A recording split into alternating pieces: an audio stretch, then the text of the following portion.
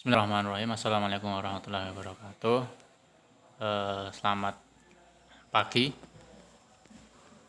Kita lanjutkan pembelajaran jarak jauh kita. Hari ini hari Kamis, pelajarannya mesin sepeda motor, materi sistem kerja full injection.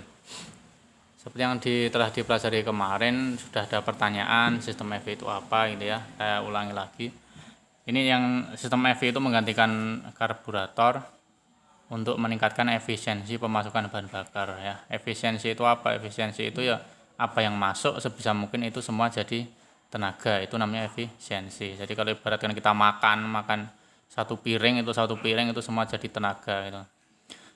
Tetapi dalam mesin tetap ada kerugian. Nah, salah satu cara untuk mengurangi kerugian itu adalah dengan sistem kerja full injection. Cara kerjanya gimana? Kalau kalian lihat ini adalah ada gambar orang ya. Ada gambar orang.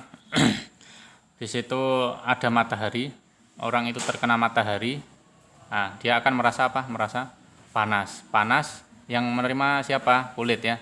Kulit itu kita punya indera perasa untuk merasakan panas. Nah, kulit tadi memberitahukan ke otak. Akhirnya otak mikir ya kan. Kalau kita panas akhirnya berteduh. Itu kalau manusia. Sama kalau diperhatikan ke ecu. Ecu itu ada 3 komponen. Yang pertama itu injeksi itu ada 3 komponen. Yang pertama ecu ini. Yang kedua sensor. Nih elektrik sinyal, sensor ya. Kemudian ada aktuator. Aktuator di sini contohnya injektor. Jadi sama. Dan nanti menerima informasi dari misal sinyal dari manifold, intake manifold bahwa ada udara yang masuk, memberitahu ke ecu, maka ecu memberitahukan ke injektor untuk menyemprotkan bahan bakar. Sama prinsipnya kayak manusia. Jadi ecu itu otaknya, sensor itu indranya, indera perasanya, indera pengecapnya, gitu ya. Kemudian aktuator adalah pelaksananya. Jadi kalau dicontohkan tadi orang itu kena panas diindra oleh kulit, memberitahukan ke otak, akhirnya otak memerintahkan kaki untuk jalan ke tempat yang lebih teduh atau untuk minum kalau di sini contohnya ini ya, membuka keran untuk minum. Itu cara kerja dari sistem kerja full injection. Lanjut selanjutnya. Ini yang kiri ini sistem karburator. Yang kanan itu sistem injeksi. Ya. Nah, yang kiri ini bahan bakar masuk berdasarkan pada kevakuman di intake manifold sini ya. Kalau piston bergerak ke bawah, udara akan terhisap, maka di sini vakum. Akhirnya kevakuman ini akan menarik bahan bakar yang berada di karburator untuk masuk ke ruang bakar atau silinder ya. Nah, kalau diinjeksi itu tidak. Jadi kevakuman di intake manifold ini nanti akan dideteksi oleh sensor. Ya, ini di sini contohnya throttle body. Jadi di situ ada sensor untuk mendeteksi kevakuman di intake manifold. Semakin vakum berarti udara yang masuk semakin banyak, maka penginjeksian bahan bakar oleh injektor yang diperintahkan oleh ecu akan disesuaikan sesuai dengan kebutuhan. Artinya semakin banyak udara yang masuk ke dalam, maka injektor juga akan menjemurkan bahan bakar yang lebih banyak. Itu ya, silahkan dipahami nanti di slide show-nya ada sudah dikirim di grup WA. Keuntungan sistem injeksi. Itu ada diagram akselerasi dan tenaga mesin itu ya.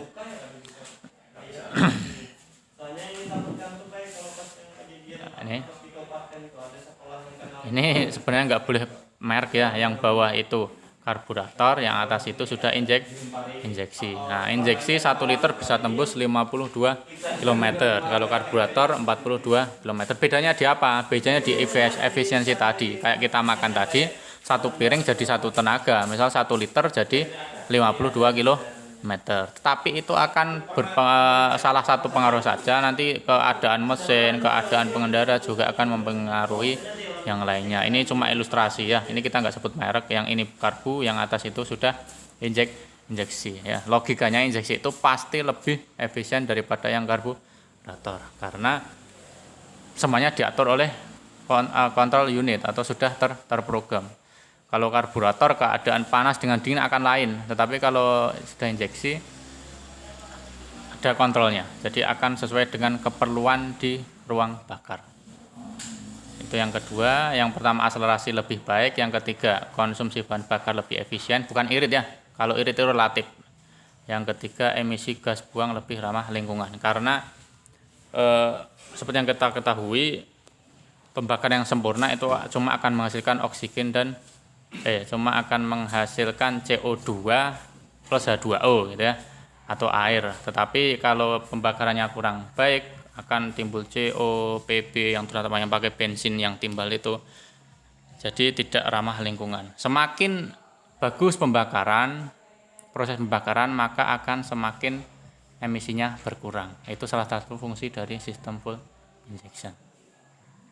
Ini bisa dibaca nanti di slide-nya, kita batasi waktunya supaya menghemat kuota ya. Yang ini kalian baca nanti. Sampai ini dulu, nanti ada pertanyaan untuk review atau meresum dari penjelasan saya tadi. Ya, sekian. Assalamualaikum warahmatullahi wabarakatuh.